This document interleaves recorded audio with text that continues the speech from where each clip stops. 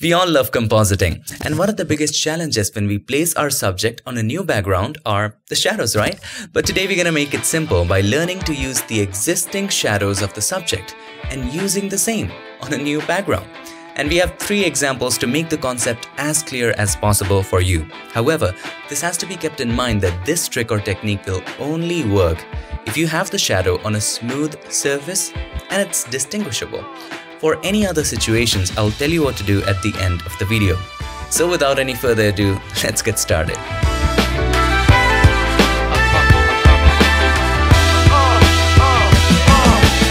This video is sponsored by Milanote. Whether you're a team or an individual, Milanote is the most flexible tool for planning any creative project you can imagine. It's like a creative wall in a design studio where you can place anything, anywhere, either for inspiration, branding, planning, or collaborating, and even sharing your ideas with your client. Let's say you're a photographer, editor, or a designer. You can easily send boards of your work to your client or team members. Your client or a team member can easily comment with what they think or how they want to move forward. Simply attach files like PSTs, PDFs, Adobe Illustrator files, or anything. No hassle, just simple drag and drop everything. By the way, you can gather ideas anywhere from the web directly to your boards with Milanote's Web Clipper browser extension. Whether you're working on your creative ideas or putting together your next big project, Milanote is the place for all the work behind the work. And you know what's best?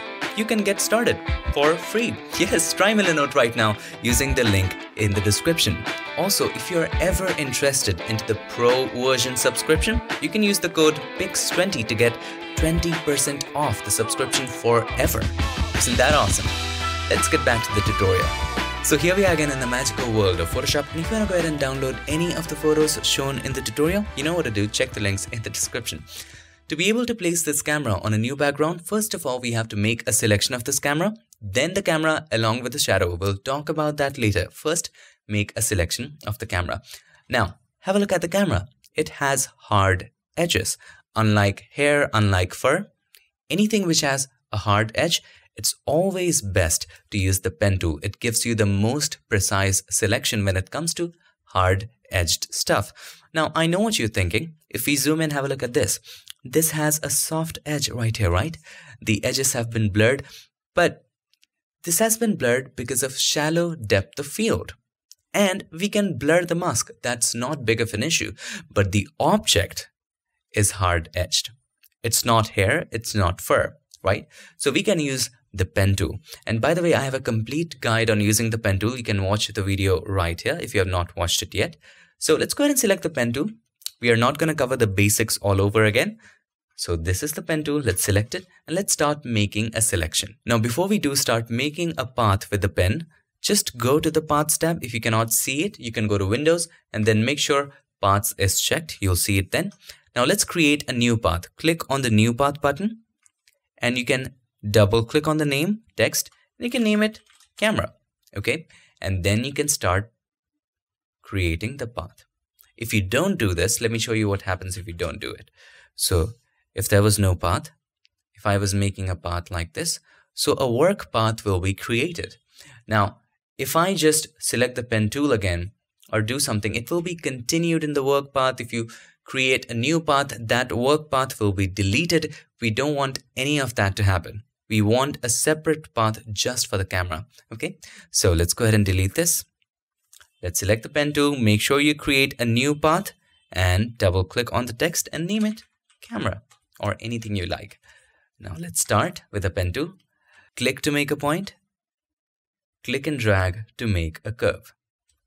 Continue right here. This is fine. Stay a little inside. We don't want any of the background in our selection. Click and drag just like this. See how easy that was? Continue from here. Now, as you can see, there's a sharp turn right here. So what I will do is I'm going to bring it right there. Now, one of the biggest advantages of the pen tool is when you draw stuff, you can hold the control or command and you can move the points here and there. And if you keep holding the control, you can also just play with the handles and work with them. Okay. Now, if I make a point here, it will be a curve. We don't want that to happen. So you can hold the Alt or Option, click on it to break it, and then just make a sharp turn right there. Just like that. Now, anytime you feel that This area is sharp. Have a look at it. It has a sharp turn, right? So you can introduce handles over there by holding the Alt or Option and click and drag. This will introduce a handle. For example, there was a sharp turn like this over here. Let's say, and you want to make this curve, you can hold the Alt or Option, click and drag, just like that. That will transform into a curve. Now, if you want to transform that to a corner again, you can hold the Alt or Option, click on the point. That will be a corner from a curve. So you can take your time to draw the pen around the camera. I've already done that for you, so took all the monotonous work, and you can download that as a PSD as well with the ready-made selection done. So I don't want to save it. So this is the one where I have already made this path. As you can see, we have already made the selection. Now, all we need to do is to create a mask out of it. How can we do that? Well, once you have made the path all around the camera, you can right click on the path and click on Make Selection.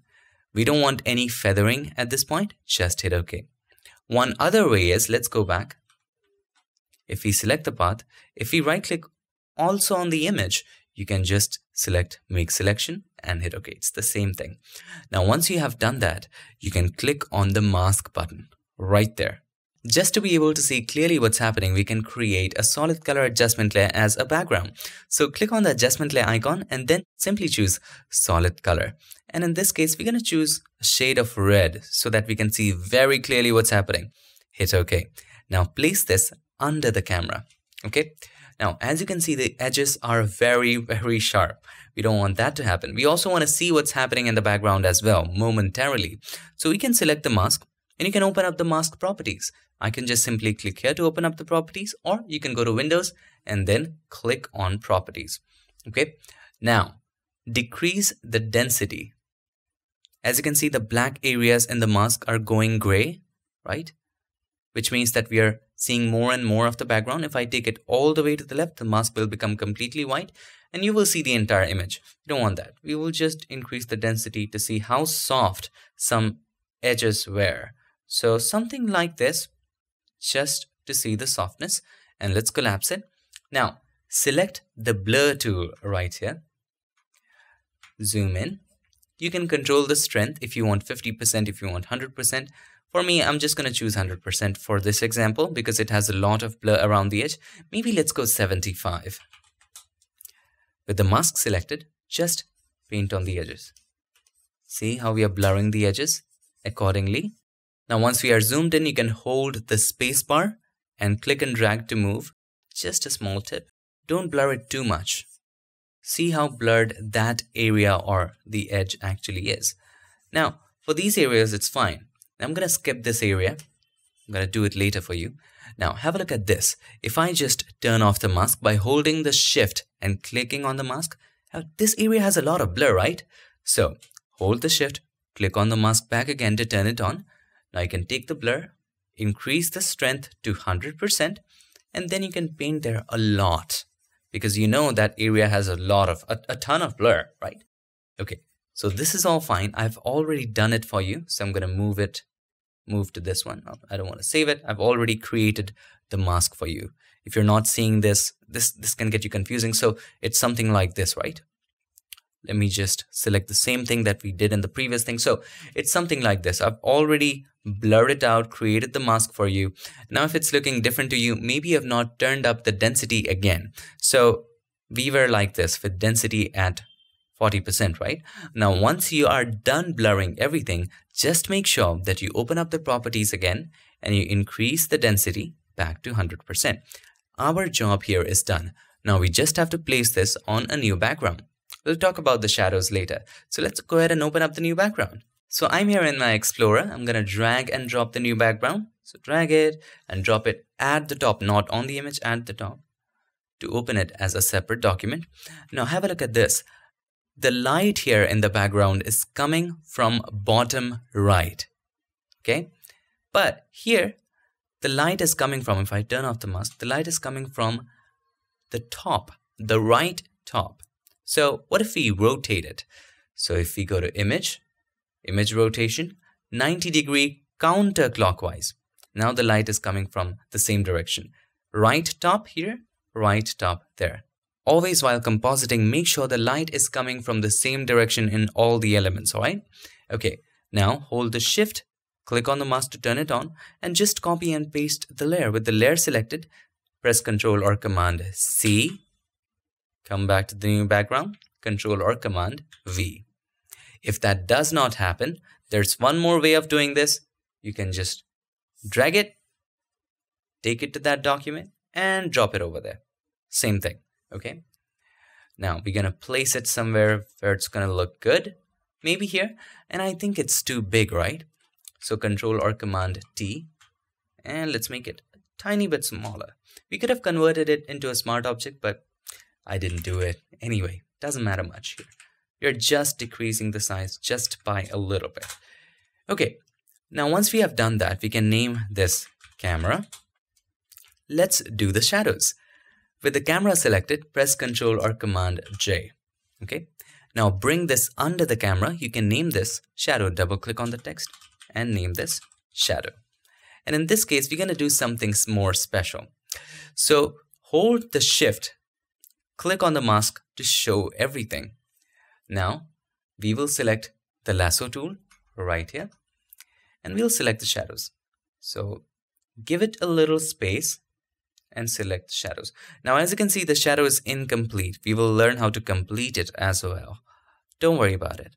So we're going to select the shadows very roughly like that. It's fine. Now turn back on the mask. Hold the shift key, click on the mask to turn it on. You want to show the shadow area. So what is the concept of mask? White shows and black hides.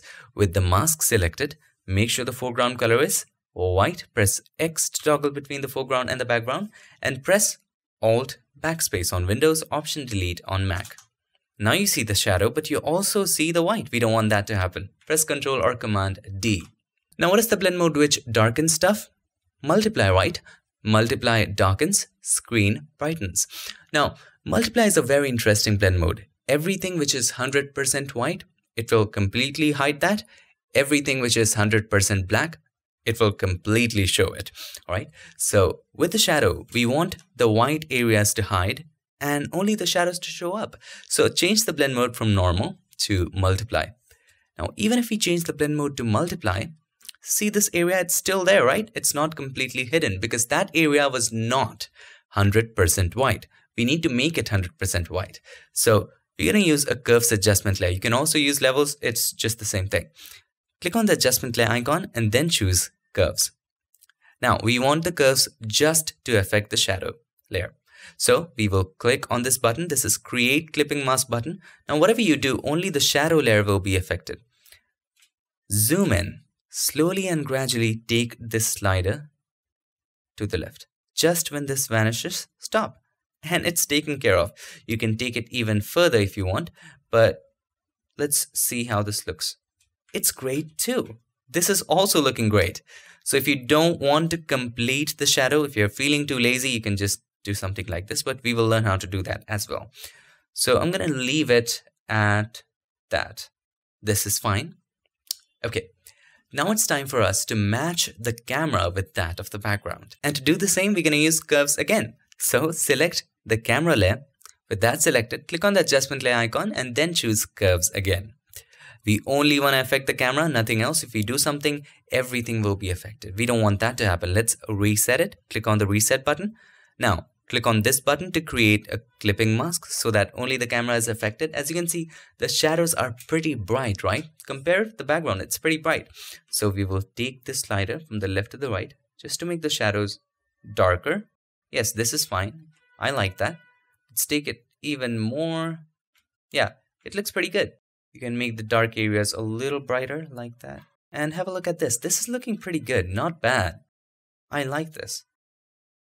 Play with it. And by the way, I have a complete guide to curves. You can watch it right here from start to finish. It's a great video, by the way. Okay, this looks about right. I like this. Now, once you're satisfied with it, I'm going to delete this point. Okay, that looks right. Let's have a look. So here's the before, here's the after. It's more matching with that of the background. We're going to talk about coloring later. Now something in this image just doesn't look right. I want you to have a close look at the camera. The picture of the camera was taken with a shallow depth of field, and that's why we have these edges soft. And have a look at these edges. These edges are completely blurred out. These areas are blurred out as well because of the shallow depth of field. But on the contrary, the surface is very sharp. How can that be? If this area of the camera is sharp and the bottom area of the camera is blurry, the surface should also be blurry, right? So we need to take care of that. With the background layer selected, make a copy. Press Ctrl or Command J. Now let me make the layers a little smaller so that you can see all the layers. Click on the grid and go to panel options, and I'm going to make it smaller just like this. So you can see more layers over here. Now with the background copy selected, we can blur it out. First of all, let's go to filter and convert for smart filters. Hit OK to convert it into a smart object so that any filter we apply, it's non-destructive. We can change the values later. Go to filter, blur, and then Gaussian blur. Zoom in and apply the blur just like it was over there. Now we will have to add noise. That's a separate thing, but let's just compare the blur here. I think 6 will be fine. Hit OK. Now have a look at this. This has a lot of noise. This doesn't have noise. And to add noise, again, it's very simple. Press Ctrl Shift N, Command Shift N. New layer dialog box will show up. You can name this noise. Change the blend mode from normal to overlay. Check this, fill with overlay neutral color, and hit OK. It will show up a gray layer and the blend mode is overlay. Now overlay hides everything which is 50% gray. Darkens everything which is darker than that. Brightens everything which is brighter than that. Now go to filter, noise, and then add noise. You could have converted it into a smart object and could have controlled the noise later, but that's completely upon you. I don't want to do it so much. I want to add a little more noise. We can always decrease the opacity. Hit OK. And let's add a little blur to it. Go to filter, blur, and then Gaussian blur. To make the noise much more realistic and not digital. See, it's becoming more natural as we increase the blur on the noise. This is OK. Now you can play with the opacity of how much noise you want. We're going to choose an opacity of, let's say, 77 is fine. Now, see, there is noise on the object, there is noise on this thing. It's looking so much more realistic. Now, what we can also do is this. We can create a hue saturation adjustment layer. As you can see, the camera is very desaturated, but the background is very saturated. So we will decrease the saturation just a little bit to match with that of the camera. Interesting. I like this. Okay, great. Now, have a look at the right side of the camera. Have a look at this. The color just doesn't fit right. It should have a brown tint to it, right? So here is what we do. Again, very simple to do. Select the topmost layer and then create a new layer. At the top, hold the Alt or Option. Click on the line between these two layers so that this is also a clipping mask, which means that anything you do, anything you paint over here, it's going to be limited to just the camera. Let's go back. So we do a very interesting thing. Change the blend mode from normal to color. Where is color? There it is. Now sample this area. Make sure if you're not sampling it right, make sure you select the eyedropper tool. Point sample is not right. Make sure the sample size is 3 by 3 or 5 by 5. We're going to choose 5 by 5 and sample all layers is selected. Now take the brush and hold the Alt or Option to take a sample and then just simply paint on this area. See, now you've got the right tint, but I gotta say it's too much. We're gonna take care of that later, no problem. Maybe a little bit of tint there, maybe a tiny bit of tint over here as well. Okay, this is looking all nice, great. Of course, you need to decrease the opacity. That's what we are gonna do. So decrease the opacity, just a tiny bit of tint, and have a look at the difference. It makes the world of difference. Zoom out. Here's the before, not looking right at all. If I turn it on, now it's looking like something. But Unmesh, what about the shadows? It's just not looking right. It's just ending right there. Here's what you got to do. It's very simple. Select this. Okay. Now, once you have selected the shadow layer, you can easily do this. First of all, let's extend the shadow. Okay. So select the layer and take the brush, and with white as the foreground color selected, just extend that area. Okay. Now select the layer, not the mask. Select the layer right now and take a rectangular marquee tool right there and just select this area which you want to extend. So this is the lens area. We want to extend this. Now press Ctrl or Command D. Hold the control and just drag it just like this. We are distorting it. Drag it a little more in the direction of the shadow and hit enter or return. Ctrl or Command D. Now you can just select the mask, take the brush, foreground color black, press X to toggle between the foreground and the background, and then just soften it out. As easy as that. Okay, done. Easy, wasn't it? So there you go. Now at the end, I always do this. If you want to make a composite realistic, at the end, apply a global effect. It can be a color lookup table, it can be a curves adjustment layer, anything. So select the topmost layer, and then I'm going to choose simply a color lookup table and choose anything right here to your choice, to your taste. I'm going to select this one, and we are good to go. Isn't that amazing? Now, if you want, you can add some lighting effects to it as well. Have a look at how hard the shadow is. So if you want, let's go back. Go down, and just above the noise layer you can add a curves adjustment layer, or just above the background copy you can also add a curves adjustment layer. Click on the adjustment layer icon and then choose curves. Just brighten it all the way up just like that, and then select the mask. Take the brush, press Ctrl or Command I. With white color selected as the foreground color, just dab on certain areas where you want the light to come in from. So I'm going to dab in right there and maybe a little bit right here. Now, with the mask selected, you can open up the mask properties and simply increase the feather. Like that. You see, now it's looking so much more realistic. See, now the shadow is justified. I can select that and maybe make a dab over here as well. Now, I'm going to make one right here just like so. It's looking really nice. Now you would decrease the opacity. I think it's too much. And you can play with it as much as you like. Let's have a look at our second example, and this is just for demonstration. I've already done everything that has to be done that we did in the first example. Have a look at this. We already made the camera layer. We created a mask out of it. We already created the shadow layer. And with the curves adjustment layer, we just deleted the white areas and just increased the darkness of the shadows. Now, if you're wondering how we did that, it was this way. Let me just delete the curves adjustment layer. We click on the adjustment layer icon and then choose curves. And then we click on the clipping mask button. Now, instead of just taking this slider to the left, if we also want to darken the shadows, we will have to take this slider, the left slider, to the right. Just like so. Have a look at what magic it creates. Now, in this example, I also wanted to show you, you don't always have to match the colors or extend the shadows. Sometimes just placing the object and just copying the shadow just does it all. Have a look, this is just the background, okay? And we placed the camera on top of it and we created the shadow. And that was it. It looks perfect, right?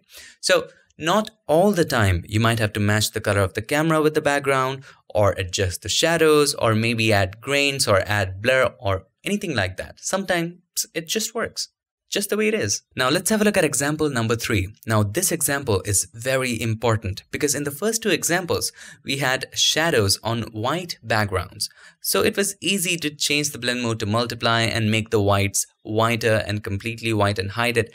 But what if you have shadows in a different colored surface? Or what if you have shadows in a darker surface? What to do then? And that's why we have this example. So I've already made a selection of all this. So I've created a mask. Okay.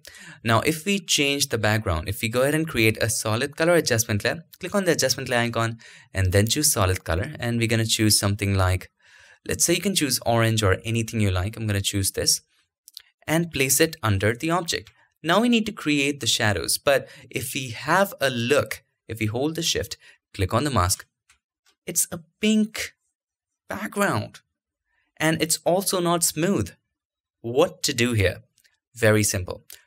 Hold the shift key first of all, click on the mask to turn it on and make a copy of the object. Press Ctrl or Command J.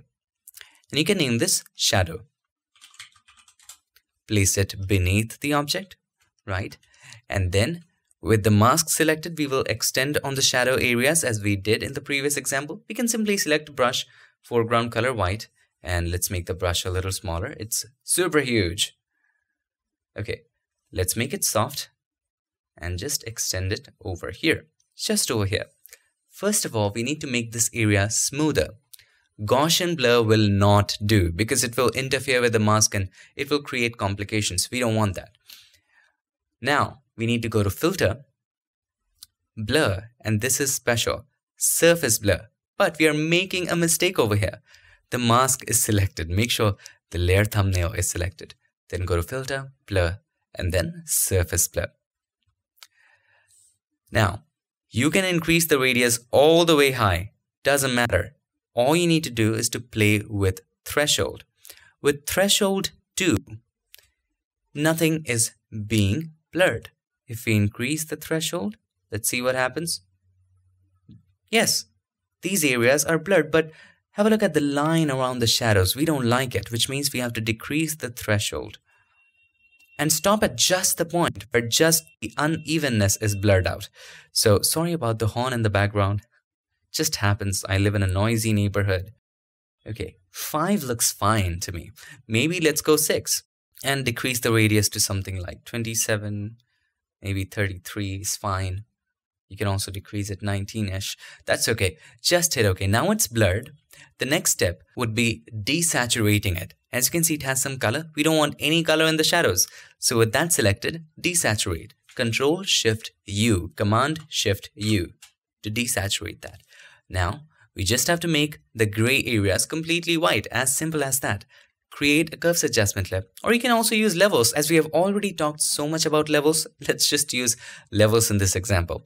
Click on the adjustment layer icon and then simply choose Levels Adjustment Layer.